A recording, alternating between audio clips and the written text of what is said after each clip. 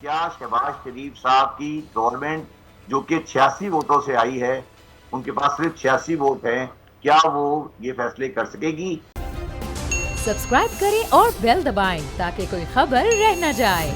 Sir, हुकूमत आ गई, एक हुकूमत चली गई। कहा जा रहा है कि पेट्रोल और डीजल के प्राइजेस बहुत ज़्यादा हैं। हुकूमत अपनी तरफ से पर लीटर 52 रुपये डीजल पर दे रही है, पर लीटर 21 रुपये पेट्रोल पर दे रही है। ये महंगाई का तूफान थमा हुआ है, आने वाला है। क्या नज़र आ रहा है आपको नेक्स्ट 3 मंथ्स क्या करेगी ये हुकूमत?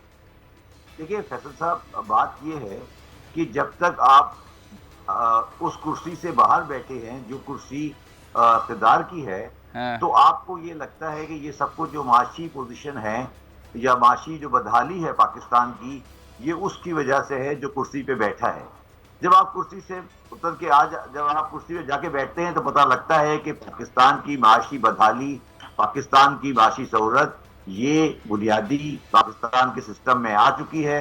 और कोई भी गवर्नमेंट जब आएगी तो वो गैर मकबूल फैसले नहीं कर सकेगी और ये महंगाई का तूफान और ये चीजें बढ़ती रहेंगी। पाकिस्तान, जिस तरह मैंने बहुत पहले कहा था, 4-5 महीने पहले, कि पाकिस्तान मुश्किल तरीन हालात में जा चुका है और वो जाता रहेगा। इसको तब्दील करने के लिए ये एस्प्रीन डिस्प्रीन जो आप चला रहे हैं, ये इसका इलाज नहीं है। और ये जो गवर्नमेंट आई है, ये आपने देख ही लिया कि समरी आई पेट्रोल की और वो वापस चली गई। जब कल तक शहबाज साहब कह रहे थे कि खान अब्बासी साहब कहते हैं कि जी उन्होंने गलती की प्राइस नहीं बढ़ाकर, तो मेरा सवाल था कि फिर उन्होंने खुद क्यों नहीं बढ़ा दी, बढ़ा देते जी, तो क्या मतलब इमरान खान साहब हो, शहबाज शरीफ साहब हो या कोई भी साहब हो, उन्हें कीमतें बढ़ानी पड़ेंगी, कुर्सी की रिक्वायरमेंट है। मैं ये कह रहा हूँ, सबसे मज़ाक़ा केस बात ये है कि वो कह रहे हैं कि बड़ी गलती की, पाकिस्तान तबाह हो गया नहीं बढ़ाकर। हाँ। तो भाई बढ़ा दो, क्यों नहीं बढ़ाया? तो शहबाज साहब ने क्यों रिजेक्ट कर दी समरी?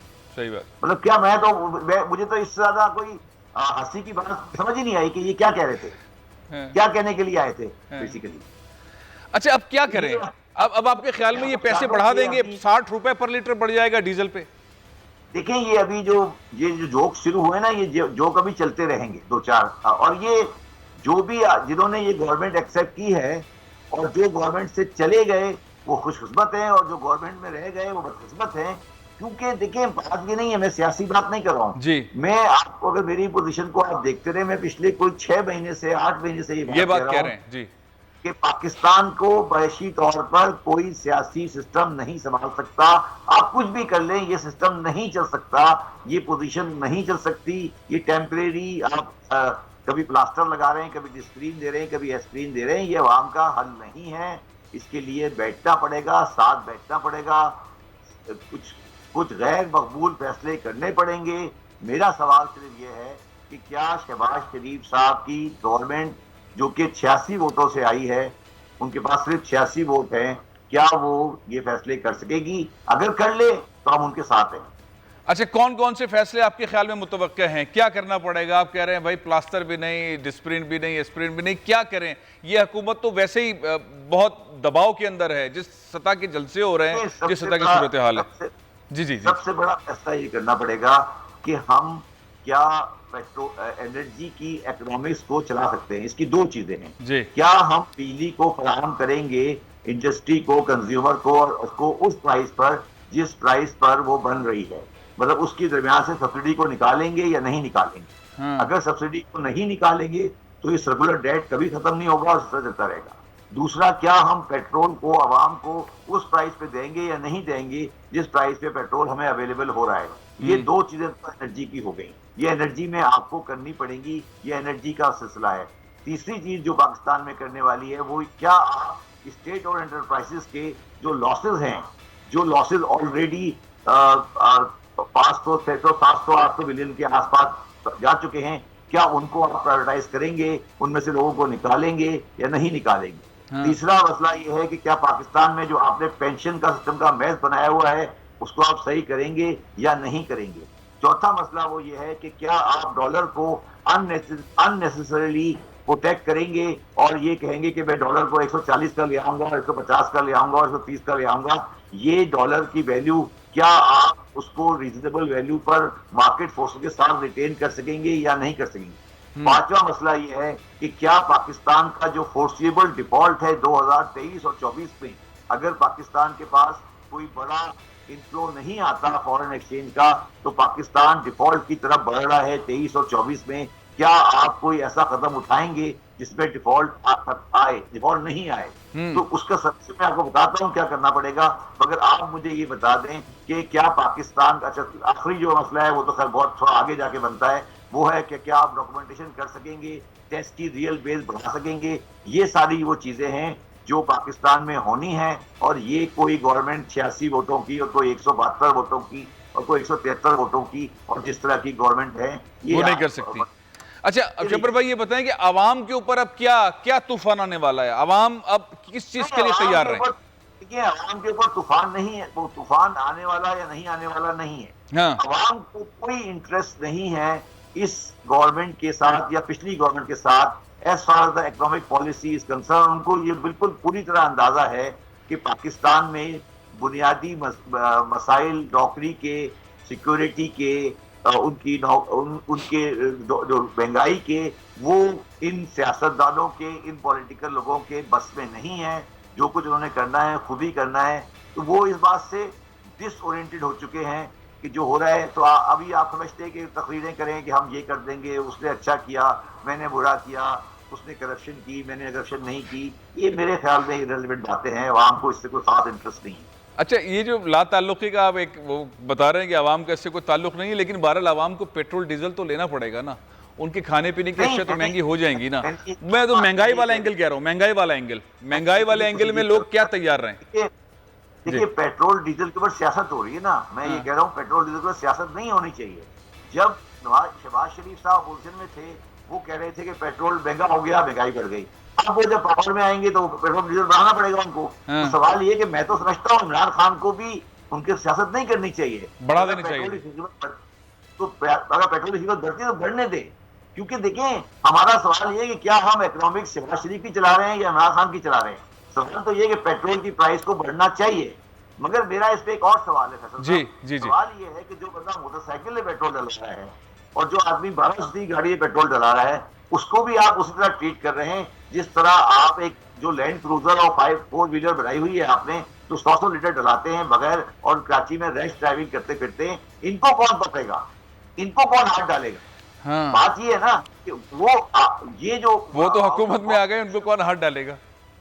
जी, वो तो हुकूमत में आ गए, उनको तो कोई हाथ नहीं डालेगा। नहीं, वो दोनों साइड पर है सर। हाँ। नहीं है ये कि देखिए, मैं अगर आप कहेंगे बड़ा ऑप्शन सोल्यूशन है, मैं तो ये कानून बनाऊंगा कि अगर पेट्रोल डलाएगा मोटरसाइकिल वाला, उसकी प्राइस होगी 100 रुपए, और अगर डलाएगा एक वीगो वाला, उसकी प्राइस होगी 200 रुपए।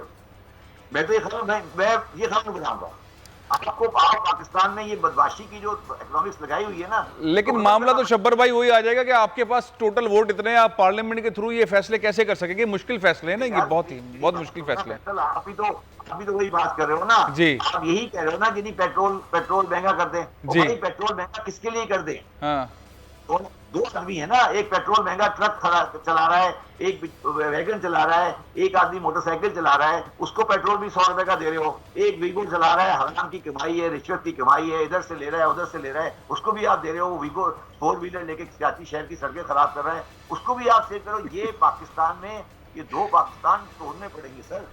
अच्छा अब एक चीज बताएं, ये बताएंगे जैसे ये हुकूमत आई, हमने देखा स्टॉक एक्सचेंज जो बहुत ही वहां मंदी थी, उसमें खुशहाली का रुझान आ गया, स्टॉक ऊपर जाने लगा, और इसी तरीके से जो है वो डॉलर के प्राइसेस भी जो हैं वो इस्तेहकाम उसके अंदर आने लगा। ये वजह क्या थी? खाली इमरान खान और शहबाज शरीफ की तब्दीली से ही हो गया? उसके बाद क्या हुआ मैं पूछ रहा हूँ जी। मार्केट चली गई, फिर क्या हुआ उसके बाद अब रुकी हुई है नीचे की तरफ। उसके बाद क्या हुआ? नीचे आनी शुरू हो गई, फिर क्या हुआ? हाँ, पहले चढ़ गई भी नीचे आ गई जी। तो दो चीजें तो आप इसमें मान लेना फैसल भाई जी, कि एक तो ये मान लें कि ये जुए का अड्डा है।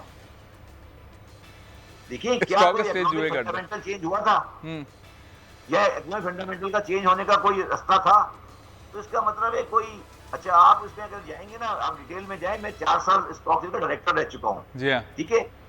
आप उसकी डिटेल में जाएं, सेलर कौन है और बायर कौन है। सेलर आए हैं, इंस्टीट्यूशनल बायर ने सेल किया है, इंस्टीट्यूशनल ने सेल किया है, और रिटेलर ने बाय किया है,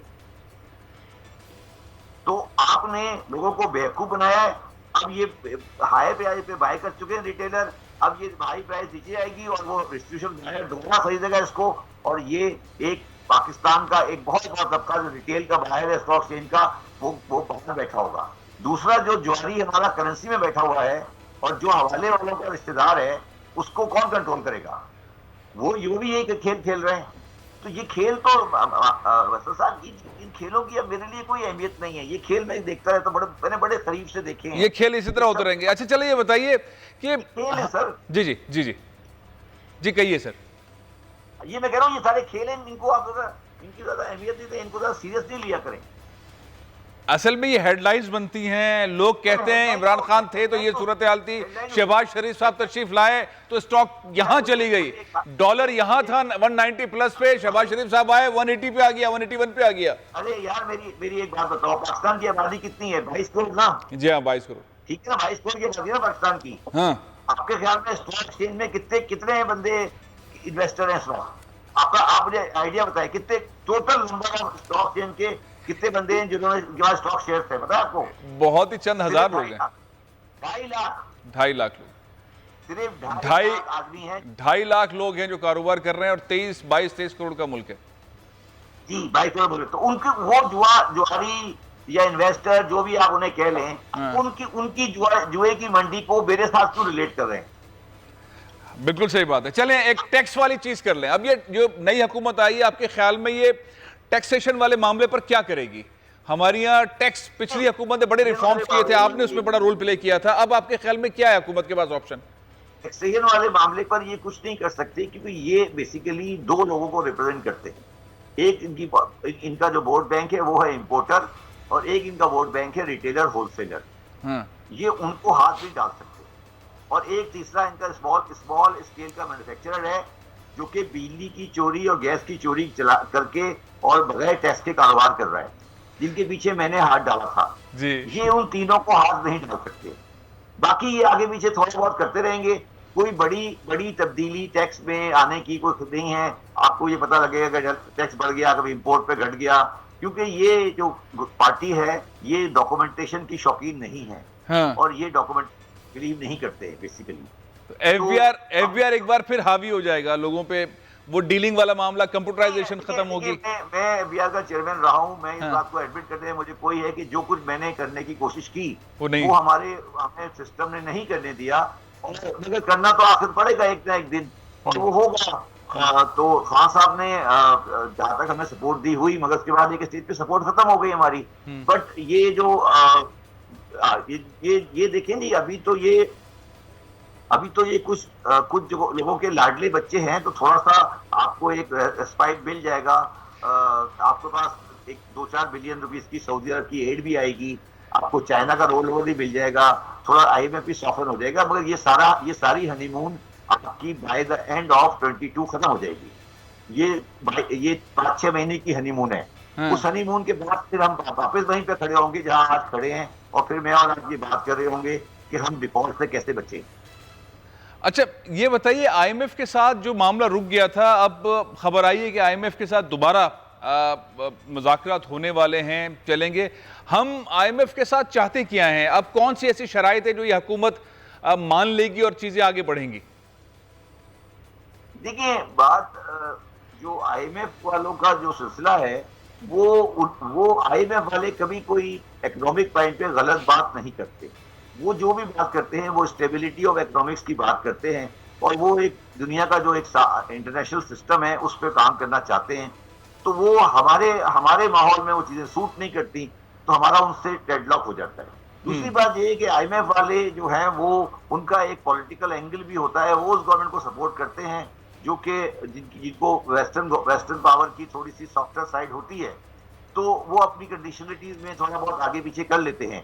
IMF वाले हमारे साथ बहुत कंफर्टेबल होंगे आगे जाके, मगर IMF किसी चीज का हल तो नहीं है ना। किसी चीज का हल नहीं। सब्सक्राइब करें और बेल दबाएं ताकि कोई खबर रह न जाए।